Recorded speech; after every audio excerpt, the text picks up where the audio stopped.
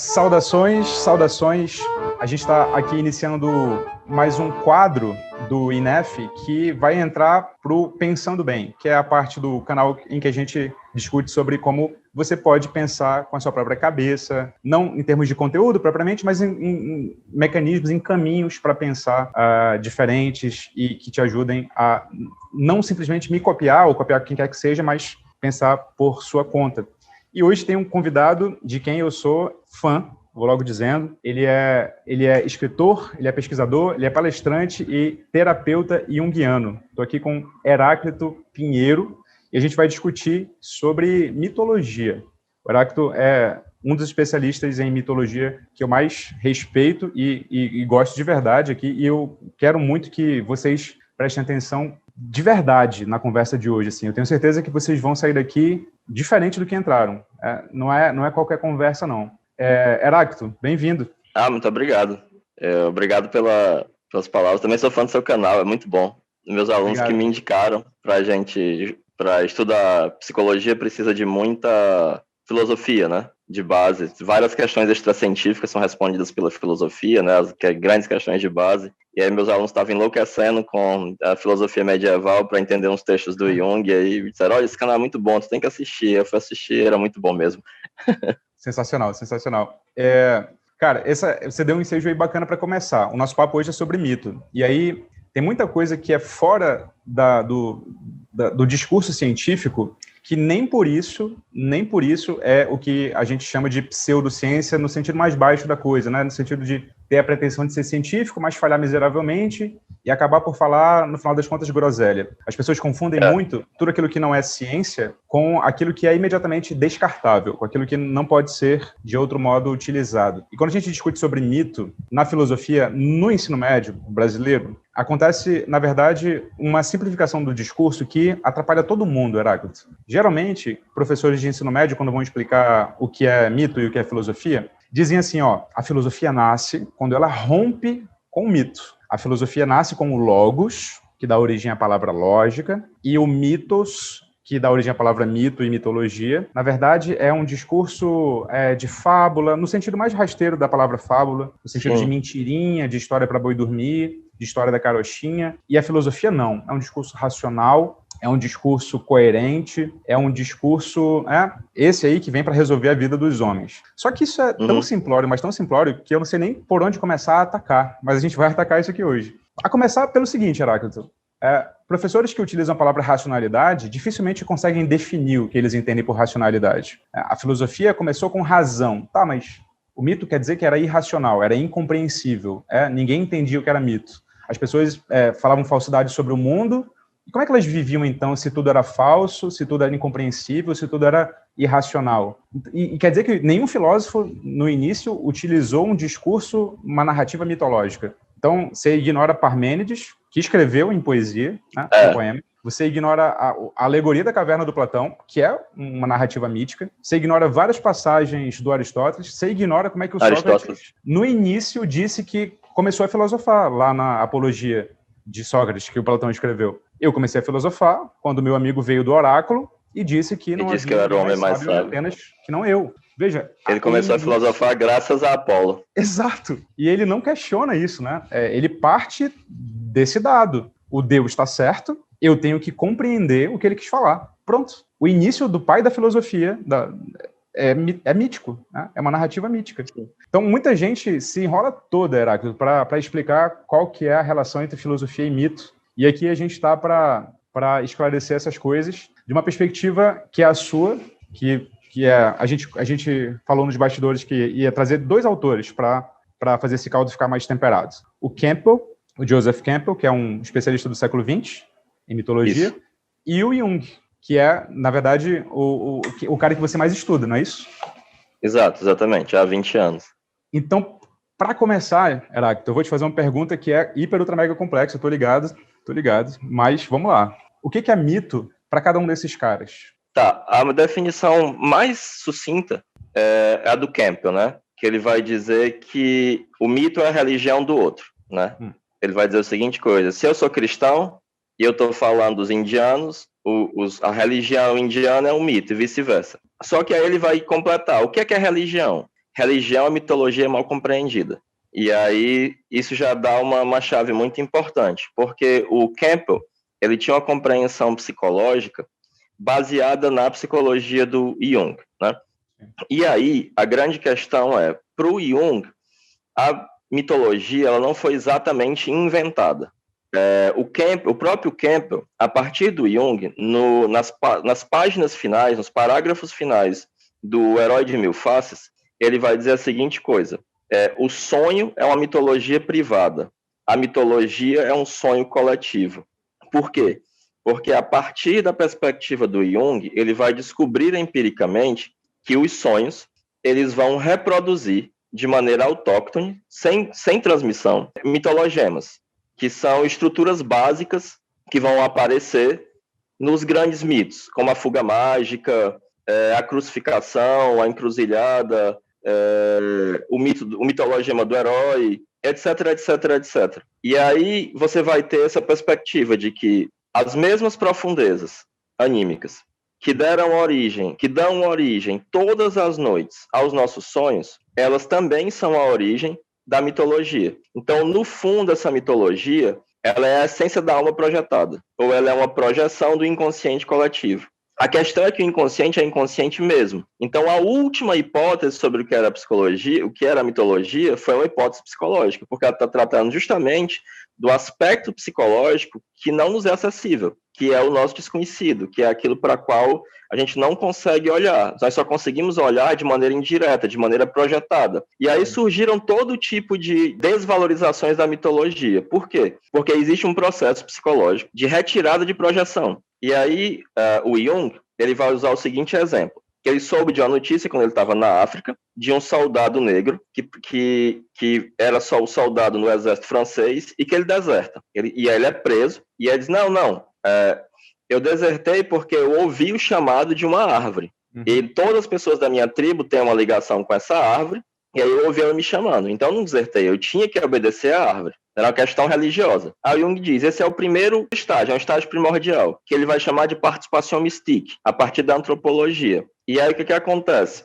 Essa participação mystique, ela é uma identidade entre sujeito e objeto. Então há algo do psiquismo desse soldado que se expressa projetivamente através da árvore. Só que ele não entende, ninguém entende isso, não é só esse soldado, é todo mundo. Ele só entende que a árvore tem uma voz. E aí o segundo estágio de retirada da projeção é pensar assim, não, tem um demônio ou um espírito que vive na árvore. Então, o aspecto espiritual e o aspecto material já são diferentes. Aí tem um terceiro estágio, é uma diferenciação moral. Vem cá, esse espírito é bom ou é mau? E aí há um estágio de retirada de projeção que Jung vai dizer que é um estágio iluminista, em que você vai simplesmente dizer, não existe espírito, não tem voz, não tem nada disso. Tudo é uma bobagem. E aí boa parte desses discursos, eles são discursos que se baseiam nisso, né? Em tal momento, você vai simplesmente olhar para essas coisas e dizer, não, isso são velharias, são coisas avelhantadas, isso não funciona.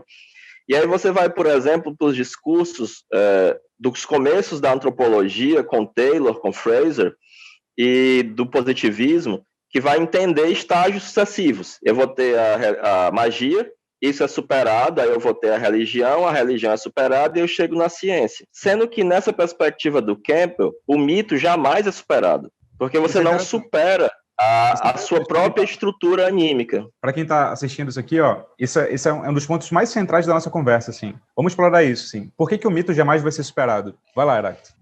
O mito não vai ser superado porque, nessa perspectiva psicológica, assim como a gente tem um fígado, e nós temos um fígado já há milhões de anos, nós temos uma estrutura anímica, e essa estrutura anímica, ela forma órgãos do psiquismo. Do contrário, eu não seria capaz de ler Aristóteles e entender. Porque o nosso psiquismo teria se modificado tanto que Aristóteles seria um alienígena para mim. Ou perderia completamente o sentido. Ou eu não teria nenhum interesse, por exemplo, em ler um mito egípcio. Ele não me diria nada. Ou ler a filosofia do Laozi, né, o taoísmo.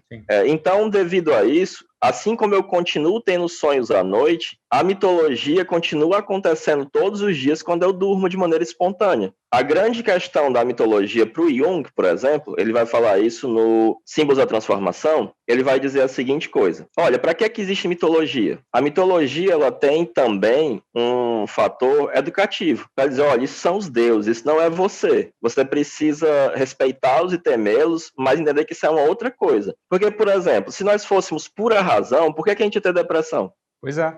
Bastaria uma conversa racional para lhe explicar que aquilo está acabando com a sua vida e que você não deveria fazer isso. Só que não é assim que funciona. Por quê? Porque existe um aspecto da nossa alma que é imune à razão, que é uma outra coisa. E acho que esse é uma boa chave contemporânea para quem está assistindo a gente entender como é que o nosso psiquismo funciona, né? Como é que a nossa psique funciona. Porque um dos grandes mitos modernos, filosoficamente falando, é o indivíduo, né? O indivíduo soberano, ou o que a gente chama de vontade soberana, que o discurso de autoajuda se apropriou para dizer que você é aquilo que você quer ser.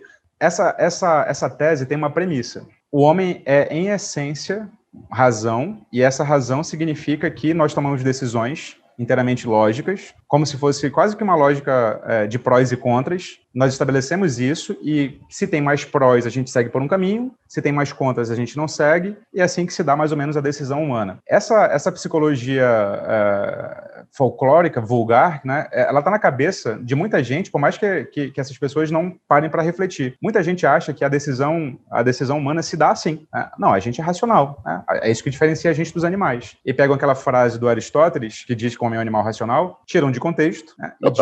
e dizem que o homem age assim. Mas você fez uma associação entre o modo da gente captar a mitologia e o modo como a nossa psique se constitui, que é uma analogia como se assim, o nosso corpo, o nosso cérebro, ou de alguma forma o nosso aparato, ele está, para utilizar uma metáfora cotidiana, ele está programado para lidar com o mundo de acordo com uma narrativa mítica, é isso? Os seres humanos lidam com o mundo miticamente? É isso? Exatamente.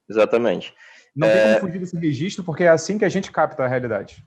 O Jung, quando ele vai pensar o que ele vai chamar de arquétipos, ele vai ter como base filosófica as categorias kantianas. Uhum. Então,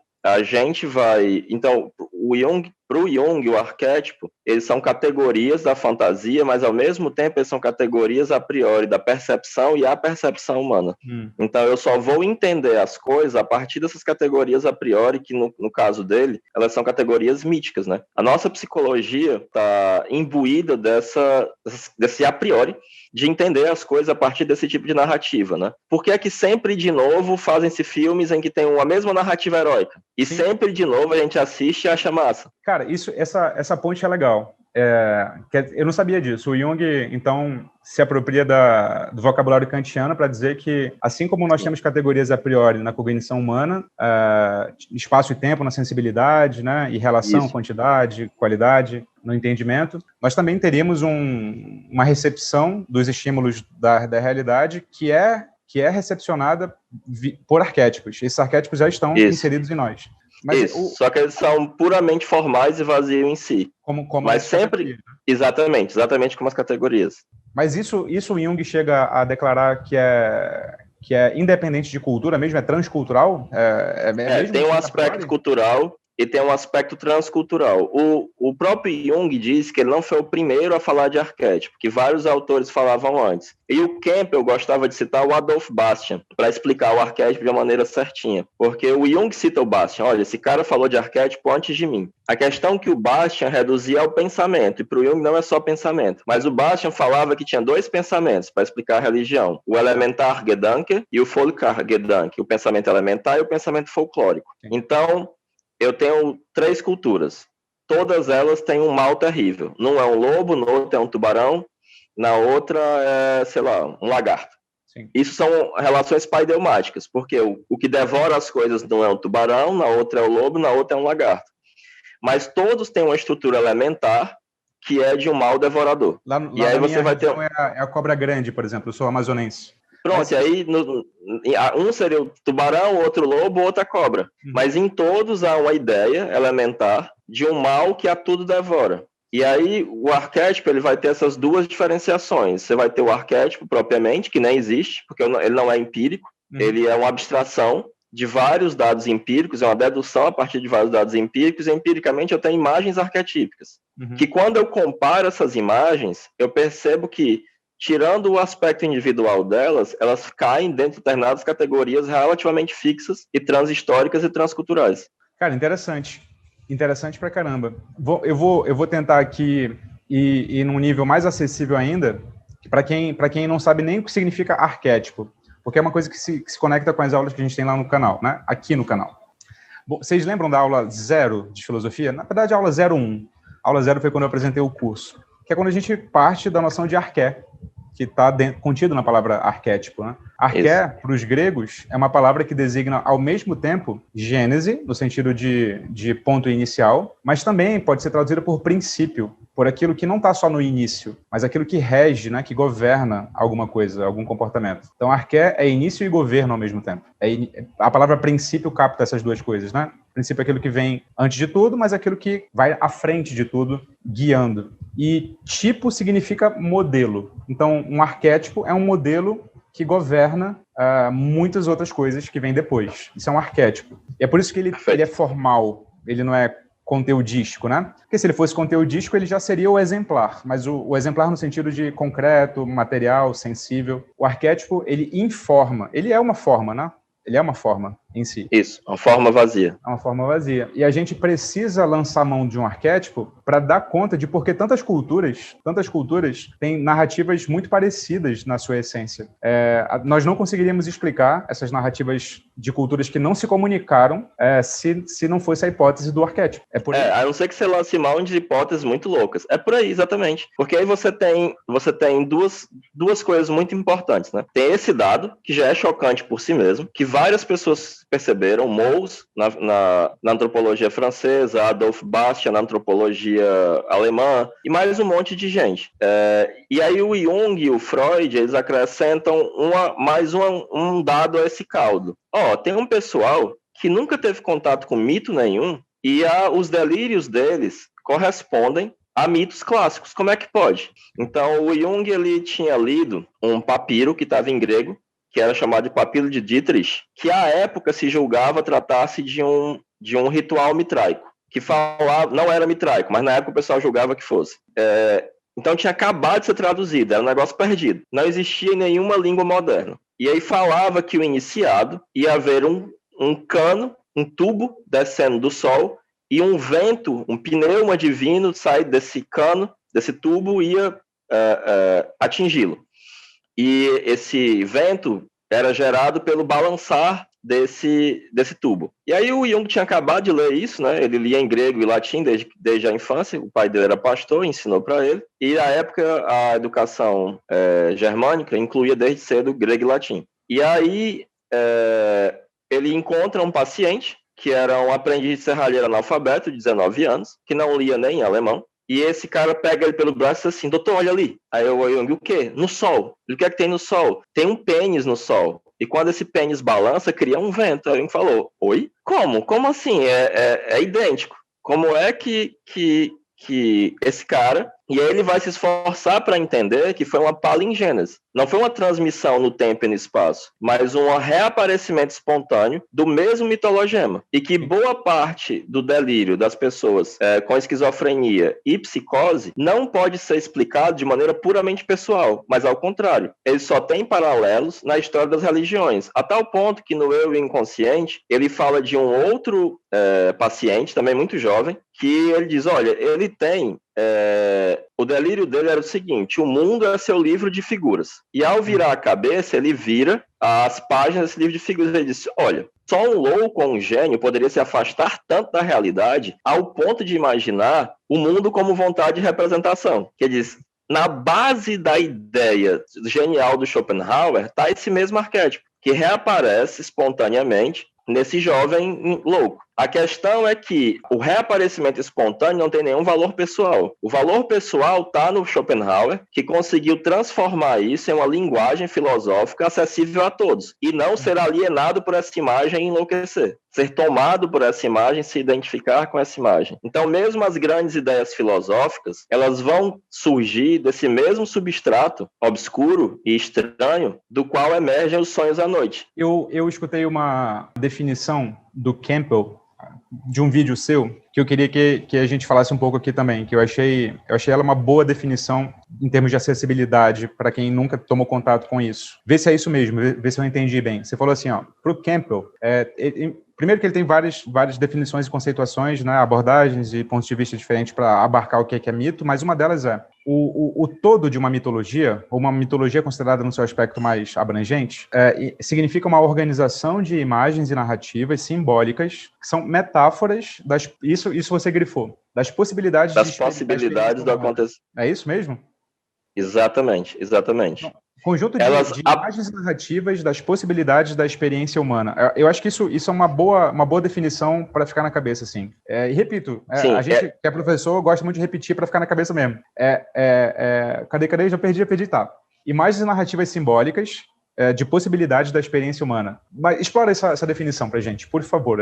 Ele completa dizendo, né, que apenas aparentemente se referem a um tempo determinado e a uma geografia determinada, mas que, na verdade, apontam para algo de transcendente ao acontecer humano. Porque aí o Campbell, ele gostava muito do James Joyce. Ele usa muito uma expressão do Joyce, que fazem vibrar uma corda comum, né? Eles fazem com que conecta você aquilo de grave e constante no sofrimento humano, né? Então, o que acontece? A experiência humana, ela tem determinados limites. Porque, por exemplo, a gente tem 2 braços e não 4. Sim. Provavelmente a nossa experiência seria completamente diferente se nós dispuséssemos de 4 braços ao invés de 2. A gente enxerga um espectro muito limitado da luz, escuta um espectro muito limitado do som. É muito provável que o nosso psiquismo fosse muito diferente se nós escutássemos tanto quanto os cachorros. Então, mesmo biologicamente, a gente tem uma série de limitações que colocam uma forma da gente ver as coisas. Nós possuímos respostas instintivas para determinadas situações típicas. Existe um aspecto universal e existe um aspecto coletivo. Tem algo, por exemplo, de universal no acontecer humano, assim como tem algo de individual. Todo mundo tem uma mãe, mas só você tem a sua mãe. Mas a experiência de ter uma mãe, ou mesmo algo que ocupe o lugar metafórico da mãe, ela é geral. Todo mundo, em algum momento, vai se apaixonar, ou vai ter o coração partido, ou vai sofrer uma grande perda, ou vai passar por uma situação inimaginável individualmente, como a gente está passando por uma pandemia mundial.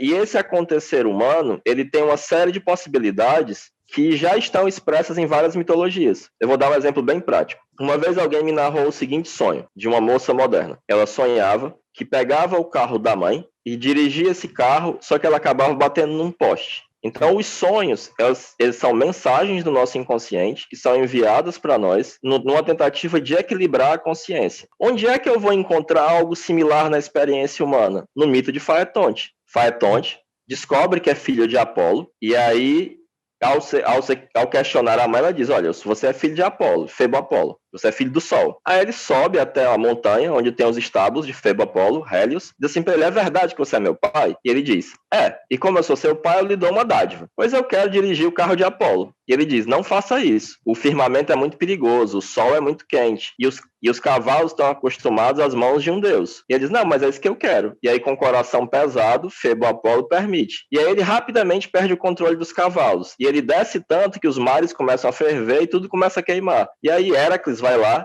e o mata com uma flechada de uma flecha de ponta de bronze. E Faetonte, devido à sua pretensão de ser capaz de viver como se fosse o pai dele, morre. Ou dito de maneiras psicológicas, ele estava identificado às imagens parentais. Ele achava que tinha autoridade, autonomia e responsabilidade como seu pai tinha. Mas ao viver como se ele tivesse não tendo, ele só leva ao desastre. E aí, essa experiência humana, dessa presunção de ser capaz de ver como um pai, quando na verdade sua psicologia não se desenvolveu, eu simplesmente estou identificado inconscientemente com meu pai, tá expresso no mesmo mitologema que aparece na moça que bate o carro. Mas por que da moça que bate o carro? Por quê? Me explica mais. Igualzinho o Faetonte, homem. Ela pega o carro da mãe e bate. O Faetonte pega o carro do pai e morre. Ah, tá. Tá. Sim. Sim. Por quê? Porque aí expressa-se metaforicamente uma pretensão, uma presunção. Sim. Sim. Verdade. Verdade. Verdade. Isso se conecta com a pergunta central de todo estudante, Heráclito. Tá, mas isso... E o seu exemplo foi perfeito. Foi perfeito. Mas Tá, por que o mito não é só uma historinha? Por que o mito não é só uma mentira? E a primeira distinção que a gente tem que fazer para responder a esse aluno, segundo eu penso, bom, você entende a diferença entre um discurso denotativo e um discurso conotativo? Perfeito, perfeito. É a primeira distinção que a gente tem que fazer. Não leia um mito ou qualquer narrativa fictícia como se ela fosse exata no sentido de corresponder ao mundo exatamente como ele é, assim como a gente... Como se fosse um espelho da realidade, né? Essa metáfora é a metáfora que captura filósofos e cientistas, a realidade como espelho. Um espelho plano, né? Diga-se de passagem, porque tem espelhos e espelhos. Um mito não é um espelho da realidade, né? O mito não é um espelho, ele pretende um espelho. Não é nesse registro que ele acontece. Isso não significa que ele não diga verdades profundas sobre nós humanos e sobre a realidade. Só que ele não diz de modo denotativo, como se fosse um espelho da realidade. Ele diz de modo simbólico. Ele diz de modo conotativo, metafórico. E quando o Campbell diz uma coisa muito interessante, ele diz assim, olha, tá todo mundo errado. Os ateus estão errados, os religiosos estão errados. Sim. Eu vi isso no vídeo, mas fala que isso é precioso. O religioso, ele é religioso porque ele acha que em algum local houve um jardim primordial com uma cobra que falava. E porque isso existiu concretamente, de maneira denotativa, ele é religioso. Já o cara que é ateu, ele vai dizer, gente, cobras não falam. Nunca teve um jardim primordial e nunca houve uma cobra falante. Logo, eu sou ateu. E aí o Campbell diz, os dois leem o mito de maneira denotativa. E o poder do mito, ele se encontra justamente no seu valor de metáfora. De uma metáfora do acontecer humano, que independe do tempo e do espaço, apesar de aparentar se localizar temporal e espacialmente. E quando perde esse valor de metáfora, você perde justamente aquilo que o mito tem para lidar. Porque ele aponta para coisas concretas, mas ele tem um pé nas coisas concretas e um outro no transcendente. É o que você falava no vídeo também sobre duas concepções que há do que significa ser eterno ou do que significa a eternidade. A gente poderia conceituar a eternidade como se fosse um tempo infinito que não tem início nem fim, né? Mas outra maneira de conceituar a eternidade é de um presente alargado, né? É de um presente que transcende. Exato. E é desse presente que trata a narrativa mítica. Quando o Heracles ou Hércules vai lá e flecha Faetonte, ele não flechou num tempo determinado. Aquilo está sempre acontecendo e nunca para de acontecer. Porque todas as vezes que alguém tem a presunção de viver como se fosse seu pai, ele está reatualizando o mito de Faetonte. Então aquilo nunca aconteceu, mas acontece o tempo inteiro. Isso me leva para a segunda pergunta da nossa conversa. A primeira era o que é mito, e eu acho que a gente amarrou isso muito bem. A segunda conversa, acho que a gente já falou, mas eu quero que a gente formalize. Que é o que significa pensar miticamente em contraposição a pensar logicamente. Para a gente retomar aquele pensamento do professor de ensino básico que explica a passagem do mitos ao logos como se fosse uma ruptura, como se fossem coisas completamente distintas. Vamos pegar uma abordagem assim, que é, primeiro vamos dizer o que significa pensar miticamente, depois o que significa pensar logicamente, e depois o que essas duas coisas têm de complementares, e até iguais em muitos pontos. Passo a bola para você. Pensar miticamente significa pensar por símbolos. É como se fosse um pensar poético, né? O que é um símbolo nessa perspectiva, né? O Jung ele vai definir símbolo de uma maneira muito interessante. Primeiro, ele vai fazer uma distinção. O símbolo não é um sinal e o símbolo não é uma alegoria. Porque o que é uma alegoria? É uma substituição proposital. Quando eu digo astro-rei ao invés de sol, eu estou fazendo uma substituição proposital, logo uma alegoria. Não é disso que se trata. Também não é um sinal. Porque, por exemplo, quando eu vejo uma maçãzinha mordida nas costas de um Apple, pronto, morreu. Isso aí é um sinal, porque eu sei que a maçãzinha mordida é Apple. O que é um símbolo? O símbolo é uma imagem carregada de uma forte emoção e que representa o indizível de maneira insuperável. Há algo que é apenas obscuramente pressentido, que a razão não é capaz de abarcar. O Heinrich Zimmer gostava de citar os Upanishads, aquilo do qual as palavras se afastam, mas que é sumamente real, que existe, que você sente nos seus ossos. E ele é capaz de representar isso de maneira insuperável. Repete essa definição aí, que essa é boa, essa é para anotar. Repete aí, como é que é? O símbolo representa o indizível de maneira insuperável. O indizível de maneira insuperável.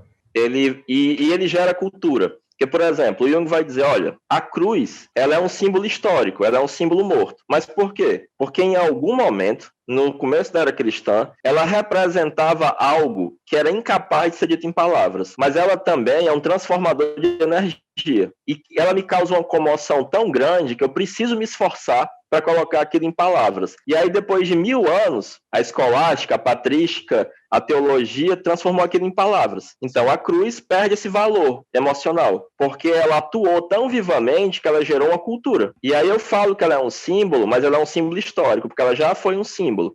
O que é que acontece? Em termos individuais, um símbolo, ele é uma via irracional para uma resolução de um problema que é uma aporia, que não tem saída racional. Porque quando você está neurótico, o que é que acontece? Você começa a viver de um jeito. Digamos que eu seja um cartesiano, e eu vou viver a partir das regras cartesianas do método cartesiano. E isso me leva muito longe, porque a consciência precisa de especialização. Só que em determinado momento, essa pessoa 100% cartesiana se apaixona. E aí quebra tudo. Algo da ordem do sentimento aparece. E aí agora vai acontecer uma cisão. Tudo aquilo que ela negou, que estava no inconsciente, vai reaparecer na consciência. E a consciência, ao invés de ter uma direção, vai ter duas. E aí isso leva a que toda a energia que se direcionou para a adaptação volte para o inconsciente e façam surgir imagens míticas, de uma mitologia pessoal. E aí essas imagens serão consteladas tanto pela síntese como pela antíntese e vão gerar uma resposta irracional, que é uma nova possibilidade de vida que une as duas coisas de uma maneira que seria racionalmente impossível. E aí a pessoa pode continuar vivendo a vida dela, mas agora de uma maneira mais ampla. É uma saída que é impossível de se dar à razão, porque para a razão os dois lados são igualmente válidos. Então você tem esse aspecto do mito que socialmente ele vai formular algo que é apenas obscuramente pressentido pelas pessoas, mas é sentido como algo emocionalmente muito importante e individualmente, em algum momento, você vai precisar disso para sair de uma situação vital impossível, como quando alguém se torna neurótico. E qual que você diria que é a principal característica do discurso lógico em contraposição, para a gente primeiro fazer a contraposição e depois fazer as aproximações ao mítico? É porque o discurso lógico ou racional, ele segue regras explícitas, que o discurso mítico não segue. Se você quiser entender o que é a racionalidade, é só ler Aristóteles. Ele definiu para a gente as regras. A primeira regra é o terceiro excluído. A não pode ser não há. Mas quando você sonha assim, cara, e aí eu tava com meu irmão, mas não era o meu irmão, também era o meu namorado. Então o mesmo objeto é as duas coisas. Racionalmente isso é impossível, simbolicamente é assim. O Campbell, ele conta uma historieta interessante, que ele foi numa rádio, ele estava numa viagem de divulgação de um livro dele. Aí foi numa rádio e o cara virou para ele e disse assim, eu sou duro, estudei direito. Aí o Campbell, tá certo. Aí ele começa perguntando, o mito é uma mentira. Aí o Campbell diz, não, é uma mentira, é uma metáfora. Ele, não, é uma mentira, é uma metáfora, é uma mentira, é uma metáfora. Aí o Campbell disse assim, no final da entrevista eu pensei, cara, eu não fui professor por 20 anos para nada. Me diga o que é uma metáfora. Eu não sei, vou ligar aqui para algum dos nossos telespectadores. Não. Você me diz o que é uma metáfora. Aí o cara enrolou, aí no final ele disse, tá bom, vou tentar. Meu amigo Joey é muito rápido, ele corre como um cervo. Ele disse, não, isso não é uma metáfora. Uma metáfora é, Joey é um cervo. Aí disse, não, isso é uma mentira. E aí você percebe que há na metáfora uma suspensão dessa regra aristotélica de que há não pode ser não há. E aí isso leva a uma irracionalidade. Só que o irracional para o Jung não é um antirracional, ele é um extra-racional. Ele é uma outra coisa. E metade do que a gente é algo extra-racional, que só é capaz de ser sentido, ativado ou vivido por meio de metáforas. Cara, isso é uma boa distinção. Eu não tinha pensado nela antes. Então tem o racional, tem o irracional e tem o extra-racional. Vamos colocar... Para o Jung, o extra-racional e o irracional são iguais. Como é que é? Desculpa, eu não entendi. Para o Jung, o irracional é o extra-racional, porque ele não é oposto, eles não se opõem. Ele é uma espécie de complementaridade, uma espécie de yin-yang. A gente poderia colocar tudo isso num grande conjunto de tentativas de lidar com a realidade? Então tem um modo de lidar com a realidade que é o discurso que gosta de explicitar premissas, que gosta de partir de muitas evidências e gosta de tornar a linguagem coerente, sem pontas soltas, né? O princípio da contradição valendo. E tem uma abordagem em relação à realidade que não parte dessas premissas, que parte de outras, que parte de outro registro. A nossa dificuldade... porque boa parte da realidade é desconhecida para nós. Exato. E a gente não admite esse desconhecido, né? Mas, Heráclito, eu poderia dizer que o discurso não lógico, o discurso mítico, também é uma tentativa de controle da realidade, ou o registro do controle não se aplica à narrativa mítica? Não. O Campbell, quando ele vai tentar explicar as funções da mitologia, ele vai falar de 4 funções. A primeira ele vai chamar de função mística, porque a gente nasce num mundo que já existe. E é um mundo em que vidas vive de vida, em que há a morte. Pegando o exemplo do Bhagavad Gita, em que um dos grandes segredos cósmicos é que a morte e a vida estão num abraço amoroso. E aí, as grandes religiões dos caçadores e dos povos que viviam nas florestas nas Américas percebem que quanto mais morte, mais vida. Porque quanto mais eu mato búfalos, os búfalos misteriosamente voltam e a minha tribo vive da morte dos búfalos. E quando uma árvore cai na floresta e morre e apodrece, a morte dela propicia o aparecimento de vida e vida em abundância. E aí há toda uma mitologia que vai gestar ordens míticas, que vão me dizer a maneira como viver no mundo. Você vai ter uma ordem mítica que vai afirmar o mundo, e todas as mitologias primitivas são afirmativas. Olha, o mundo é terrível, e é isso mesmo, e é massa, e a gente afirma isso. Porque se eu nego a morte, eu nego a vida. E se eu afirmo a morte, eu afirmo a vida. Aí você vai ter uma ordem mítica que vai surgir mais ou menos ali na Pérsia, que vai dizer assim, nossa, que mundo horroroso. Eu aceito participar dele, desde que a gente corrija esse negócio. Eu vou estar do lado do bem, e uma hora a gente vai vencer, e esse aspecto que é ruim vai ficar de lado. E vai ter uma outra, que vai ser representada pelo jainismo, pelo menos, que vai dizer, nossa, o mundo é horrível, eu quero me retirar dele, eu não quero ter nada a ver com isso. Então, é uma ordem mística de retirada. E aí você vai ter uma outra função do mito, que é uma função cosmológica, que é, de fato, dar uma explicação de como as coisas surgiram e por que elas existem. Mas o intuito disso não é controle. É simplesmente gerar um ambiente confortável para que eu possa viver. Porque esse mundo agora, eu não o controlo, mas ele está imbuído de um sentido. E como nós já sabemos abundantemente, viver em um mundo sem sentido é uma merda. Porque a gente vive em um mundo sem sentido. E aí vem o Sartre, vem um monte de gente tentar... A merda de viver um mundo sem sentido é que a gente acredita em qualquer besteira, né? Exatamente, exatamente. E aí o que acontece? A terceira função do mito para o Campbell é uma função sociológica, porque a partir de um modelo mítico, eu vou justificar as regras sociológicas de uma determinada sociedade em um determinado tempo.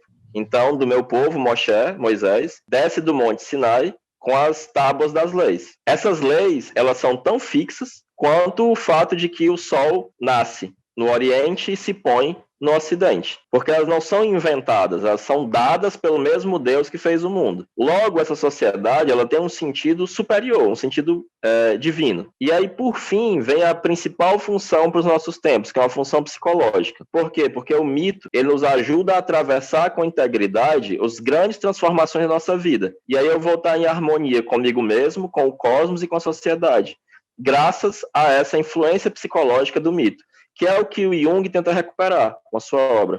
E o Campbell mais fortemente ao se focar nesses aspectos da mitologia. Cara, você já fez a ponte antes de eu perguntar para a última pergunta, que era essa, para que serve o mito? E você resumiu perfeitamente aí. O mito, então, não serve para uma coisa, né? Ele não é um instrumento que a gente compra numa loja para resolver um problema, né? Não é um martelo, não é um prego, não é isso. Ele pode servir para várias coisas. E algumas delas não são utilitárias no sentido de produzir um produto, né, para vender. E isso tem que ser compreendido, porque senão a gente lê a narrativa mítica como se ela já estivesse dentro do registro da lógica econômica contemporânea, né, moderna contemporânea.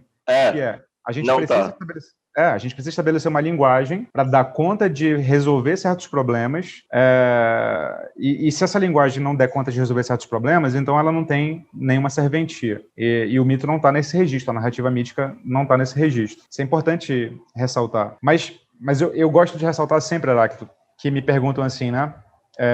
A filosofia serve para alguma coisa? E eu falo assim, claro que serve, óbvio que serve.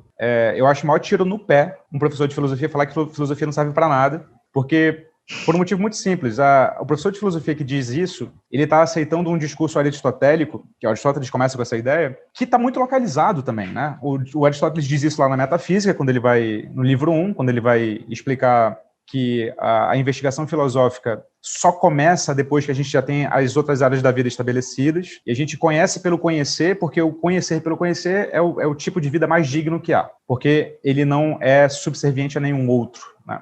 Ele não se... Numa sociedade escravocrata, tá de boa, né? Não é? E a primeira coisa que eu lembro é exatamente isso que você lembrou agora, assim. Vem cá, você tá ciente de que isso foi dito numa sociedade X e que isso faz sentido nela? E que se você for pegar um filósofo que viveu um pouco depois dele, que é o Epicuro, ele vai defender uma tese completamente diferente dessa, de que não tem nada mais útil que a filosofia, que não tem idade para começar a filosofar, porque a filosofia serve para que a gente... consiga distinguir o tipo de vida boa. Ora, se esse é o objetivo de todos nós, viver a vida boa, e se a filosofia nos ajuda, ela é o que há de mais útil. Então, tem um registro social em que nascem os discursos. E o Aristóteles estava nesse registro social, e professores de filosofia o repetem à torto e à direita por um motivo muito simples, segundo eu penso. Porque eles nunca foram investigar, eles repetem porque é fácil, né? Cala a boca, né? A filosofia é inútil. Não, não é inútil. Não é inútil. Agora a gente pode discutir que utilidade é essa. É claro que não é a utilidade econômica pura e simples. Ela também pode se reverter nisso, mas é claro que não é essa. Mas se o Campbell, ele compara muito a filosofia à arte, né?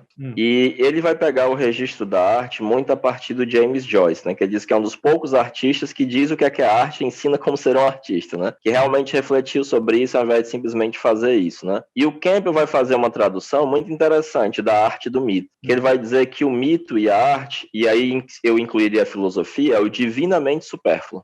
Por quê? Porque você não vai comprar 1 quilo de carne com filosofia, ou com arte, ou com mitologia. Você não vai comprar um carro, você não vai ficar mais rico, você não vai... Mas tudo isso cinza e vazio, sem o divinamente supérfluo, sem aquilo que nos torna verdadeiramente humanos, sendo aquilo que toca o 5º chakra, o chakra do coração. Porque tudo que está abaixo é exatamente como os animais. Medo, reprodução, alimentação. O divinamente supérfluo, ele não tem serventia, mas ele nos torna humanos. Sem isso, nós somos só animais. Sim. Então, por mais que ele não tenha uma serventia no sentido pragmático, rasteiro, ele é indispensável, porque sem isso nós não somos humanos. Isso. E no fundo, sabe, eu acho que esse é o espírito do Aristóteles, quando ele diz que a filosofia é inútil. Porque ele é um inventor da filosofia como protociência, né? A filosofia é o grande discurso, ele divide em 3, né? Teórica, prática e produtiva. A filosofia para ele é tudo isso. A filosofia não é só metafísica. Ele fala isso na metafísica, mas ele também faz filosofia pensando a convivência na cidade. Ética política. Ética política e como retórica e poética. Isso também entra na filosofia. A filosofia para ele é um grande gênero que abarca várias espécies, inclusive a retórica e a poética. Então, fora que, sendo um pouco anacrônico, né, ele foi o ideólogo do Império do Alexandre o Grande, né, do Império Macedônico. Pois é. Ele foi o Olavo de Carvalho do Alexandre o Grande. Pode ser, pode ser. E é esse o cara que está pensando a filosofia lá, né? Essa filosofia inútil. E tem uma das coisas que é uma das premissas da epistemologia aristotélica, que é assim, você tem que adequar as metodologias do estudo para o objeto que você está estudando. Não existe uma metodologia que vai dar conta de todo e qualquer aspecto da realidade. E ele fala isso na ética, inclusive, na ética nicômaco. Cada abordagem, ou cada objeto de estudo, cada campo que você quer estudar, exige uma abordagem. Você não pode estudar ética como se estivesse estudando metafísica e vice-versa. Então, é muito raso o negócio de dizer que filosofia não serve para nada, porque as pessoas só estão pensando em criticar o capitalismo. Tudo bem, critiquemos o capitalismo, mas não existe só a utilidade capitalista, né? Existem outras. Sim, sim. E essa que você falou é essencial. Porque é uma utilidade existencial, né? Exato, exato. O sujeito passa a vida inteira querendo ficar milionário, mas ele conquista tudo que pode ser conquistado pelo dinheiro, mas ele não consegue usufruir daquilo porque... como a Cecília Meirelles diz, acho que é a Cecília Meirelles que diz, às vezes Deus me tira o dom e toda vez que eu enxergo uma pedra, eu só vejo uma pedra mesmo. É isso, se você não tem esses grandes discursos da humanidade, né, do seu lado. As narrativas míticas, a poesia, a literatura e a filosofia. Você enxerga para o mundo e vê só parede, e vê só o trivial. É isso que é você, né? Você que acha que só existe esse aspecto da realidade. Acaba que você vira uma pessoa simplória e é isso. Você não consegue usufruir daquilo que você próprio conquistou, sem essas coisas que são em nível mais elevado úteis. É isso. Sim. Cara, Heráclito, eu acho que o pessoal vai curtir muito essa conversa. A gente abordou 3 coisas aqui. o que é mito, o que significa pensar miticamente em contraposição a logicamente e para que serve o mito. Agora, vou deixar aqui um desafio para a galera, mas antes, Heráclito, eu quero que você me diga como é que as pessoas podem te encontrar, eu quero que você indique os seus livros, não seja acanhado, e é isso, onde é que elas te encontram e indica os livros que elas podem procurar que você já escreveu. Tá, eu tenho um canal no YouTube que eu acho que se chama Heráclito Pinheiro. Eu fiz há muito tempo. Inclusive, o meu e-mail, o meu Gmail é heráclito@gmail.com, né? Então faz muito tempo que eu tenho, né? Tem o meu Instagram, que também eu acho que é @Heráclito Pinheiro, que eu coloco algumas coisas também de psicologia, de palestras, essas coisas que eu faço, né? Tem um outro YouTube, que na verdade é de um grupo de pessoas que se dedicam a estudar e divulgar a psicologia analítica, chamado Papo Complexo, que a gente, periodicamente, nós fazemos uma série de palestras, né, para divulgar de uma maneira certinha, né, epistemologicamente, historicamente, porque o Jung padece de ser muito mal interpretado, né, como místico, como isso, como aquilo, né, então é um autor que é difícil você encontrá-lo sem estar bastante distorcido, né, e a gente tenta fazer esse esforço, né, de transmitir a coisa com o maior rigor possível, né? Tem um Papo Complexo. Tem o podcast, Assim Caminha a Humanidade. Que vai voltar, eu fiz junto com a Paty. Não, por enquanto não, assim. Não, ainda não. A Paty está com outros projetos, eu estou com outros projetos, mas tem muita coisa aí. Tem 33 episódios, eu acho. Cada um com umas 2, 3 horas. Isso que eu queria falar para a galera aqui, ó. O Assim Caminha a Humanidade, você escute esse podcast, mas você escute com um caderninho e vá anotando, porque você vai ter verdadeiras aulas nesses podcasts. Eles são muito, muito, muito, muito bons. Então, se o assunto mitologia te interessa, escute esse podcast, Assim Caminha a Humanidade. Tudo que o Heráclito falar aqui vai estar aqui na descrição do vídeo, mas... E livros, Heráclito? E, recentemente, eu lancei durante a pandemia, que é o Pensamento Vivo de Jung, né? Uma discussão das bases que fundamentam o pensamento dele. Eu tenho um livro de introdução à psicologia analítica, chamado Psicologia Junguiana, uma introdução, que saiu pela editora Duma. E tem alguns outros na Amazon, que dá para você encontrar procurando lá mas esses são os 2 mais recentes. Eu espero lançar um em breve. Já dá para adiantar aqui alguma coisa sobre o que vai ser? Sobre o método de interpretação do Jung. Legal. Sobre a hermenêutica psicológica dele. Bom, eu só tenho a agradecer, Heráclito, e, bom, o Heráclito tem muito conteúdo de qualidade disponível. No canal do YouTube dele, tem aulas completas lá, não só dele, como de outros professores. Então, se você se interessa por psicologia junguiana e por questões relativas a esse assunto, tem um verdadeiro curso ali. Não sei um curso, mas disciplinas inteiras eu acho que tem, sim. Tem aulas inteiras ali de 1 hora, 1 hora e meia, não é isso, Heráclito? Tem até mais. Porque alguns temas eu acho uma carência tão grande de discussões que eu gravei aulas inteiras e coloquei lá, assim, 4, 5 horas de aula para as pessoas assistirem. Então, o conteúdo está aí disponível para quem quiser e quem estiver interessado de verdade. O desafio que eu ia colocar para vocês que estão nos assistindo ou ouvindo coloca aqui embaixo o que você aprendeu hoje sobre o que significa pensar miticamente e como isso pode te ajudar. Vamos ver se você conseguiu transformar a concepção que você tinha do que era pensar miticamente. Sair dessa concepção rasa de que pensar miticamente é pensar via histórias mentirosas. Heráclito, muito obrigado pelo show. É nóis. Eu que agradeço. Espero que a gente possa fazer mais com colaborações. O canal de vocês é muito massa, faz um trabalho muito importante. Tem me ajudado muito a ensinar meus alunos. E eu sou muito agradecido. Muito bom. E a gente se vê na próxima.